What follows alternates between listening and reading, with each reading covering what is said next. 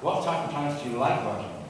I often ask practitioners, if you hadn't become an accountant, what would you have been? And some will tell me some remarkable stories about other talents and skills that they have. And maybe there's an opportunity to build a niche in that marketplace of an interest that they had as a younger person, but they chose to become an accountant instead. So that's an opportunity there. But what key qualities must your ideal client have? What size are they? What geographic location are they in? What industries are they in? How much are they prepared to pay you? And the most important criteria for me was, did I like the individual? Did I enjoy interacting with them? Could I see myself working with them? Because if I didn't like them, there's a door, don't let it hit your butt on the way out. That was my attitude. Life is too short. We spend so much time at work, we've got to enjoy the people that we're working with. And they've got to enjoy working with us. So we've got to have some client selection criteria. Those who don't meet that requirement have to go. And we also have what I call PETA clients. Pain in the ass clients. We all have them. Yeah? You all know the ones I'm talking about. They've got to go. So I want to talk about firing bad clients, because we've got to have the courage of our convictions to do that, to get to do all the other sexy stuff that we really want to do with our clients, show them how to build a better business and make more money doing it. If we don't fire our bad clients, we don't stand a chance. We never achieve it. So how do we go about it? We get clients like this. Clients who call and say, my wife says I need new underwear. Find out if it's cheaper to lease or buy. And they'll call back next week with pretty much the same question, just asked in a slightly different way, because they obviously didn't get it. And while we're on the phone to these idiots, with 20 minutes of our time being gobbled up that they're going to begrudge paying for, one of our better clients, who we charge 30 grand a year to, is having to leave us a voicemail because we're on the phone with this idiot. It doesn't make sense. They've got to go. So how do we do it? Let's remind ourselves. Bad clients, what do they do? Key criteria for bad client. They don't pay us quickly. They pay slow. They'll sometimes send us 3 post-dated checks, the middle one of which I guarantee will bounce. And sometimes someone puts their hand up here, says, hang on, Steve. Phrase here says, when do you think you can pay our October invoice? Help me out here. Which one's the accountant? They also suck the will to live right out of us. They're emotional vampires. They drain us. They disincentivize the staff for staying on. And there's the 5 o'clock elevator stampede. So people just want to get the hell out of there. So how do you fire a bad client? I used to use what I call the nosebleed method. And I'm sure you do it as well. Typically, if it was $1,500 last year, we want rid of them, let's make it $2,500 this year and hope that does the trick. We'll happily write it off as a bad debt and they'll go away and sail off into the sunset. No one's embarrassed by having to have that awkward conversation with the client that we want to get rid of. But what happens? Come on guys, you've all been there, what happens?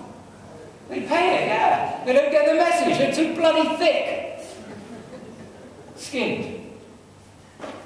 They don't get it. I'll never forget, I had one case where I had a client who I really had to get rid of. Just such a pain in the backside. The previous year I'd charged him the equivalent of, say, $2,500. And I thought, well, he clearly didn't get it because it was $1,500 the year before. Let's make it $4 grand this year. See how he likes those albums. So I did. I sent him a bill for $4 grand. 2 weeks later, I hear a car pull up outside my office to a screeching halt. Footsteps coming down my hallway as if he was going to kick the door down. And I hear someone come into reception and slap this piece of paper on the desk and say to the receptionist, get that sucker out here now! Just like that. And I thought, oh, this is going to be an interesting meeting. So I wander into reception and there's a screwed up piece of paper on the counter that's been neatly folded out. Because he's obviously seen it, screwed it up, put it in the bin, and thought, you know what, I'm going to take that sucker down there and confront you. That's what he did. What's this? I said, that is your invoice for our services for the last year. He said, Steve, we go back many years. You've helped me. You've been a great help over the years. I appreciate that. And I paid the bill last year, which was outrageous. $2,500. My business hasn't grown. You've done no more for me. I don't know what the difference is. Can you explain it to me? I said, the difference, sir, I looked him dead in the eye, is an aggravation fee. And you could see the hamster in the wheel spinning round. And you could see in his glasses the video replay of all the times he'd been a right royal aggravation throughout the year. And you could see the snarl on his face, sort of mellow. Okay. And he got his checkbook out. I thought, oh, jeez! What's the last thing I want you to do? So then I had to refine my method. And it came to me in the shower one morning. And I was thinking to myself, how am I going to get rid of these suckers? Because they don't get the message when I use the nosebleed. And I thought, I'm going to have to use it in a language that they understand. So I then decided to use the Mini Cooper versus the Mini analogy. And I said to these clients who I wanted to get off, Mr. or Mrs. Client, when you first came to me, it was a great thing. You needed the accounting equivalent of a Mini Cooper making. And that's what we did. And it was great. But over the years, your business has gone this way, and ours has gone that way. And we now make the accounting equivalent of Mercedes-Benz. And every time you bring your plastic bag or your box full of only half the information you need, every year to, out of some of this mysterious, magical process that we have to produce a set of financial statements, we have to down tools, stop what we're good at, stop what we're doing, make a Mini Cooper just for you, tailor-made, and then what we have to do is go back to doing what we're good at. And it's not working. It's not working for me. I'm not making money. Even if I charge you $4 grand, it's not working. I'm not making money. It's not working for my staff. They hate doing that. It's not working for you, quite clearly. So we have to partner. And that's what I used to begin with. And that used to work quite nicely. Some people got it, some people didn't. But then I thought, I've got to offer them an alternative supplier, because otherwise I'm just dumping them. So what I then did is come to the point of, first of all, explaining that in a little more clear language and saying, it's not you, because I didn't want to hurt their feelings, it's me. I've changed. My business has gone this way, yours has gone that way, etc. But I still didn't have that option of, here's a solution to the problem, because now you are without an accountant. Now I thought, when I was single, as a young man, I used to get this all the time. It's not you, it's me. But I thought, wouldn't it be nice if one of these girls had had the courage to say, it's not you, it's me, but here's my friend Jennifer. That would work for me. So that's what I did.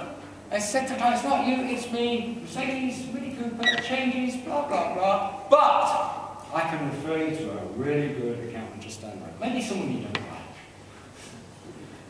But he provided an alternative for you. You're solving the problem of them being without an accountant.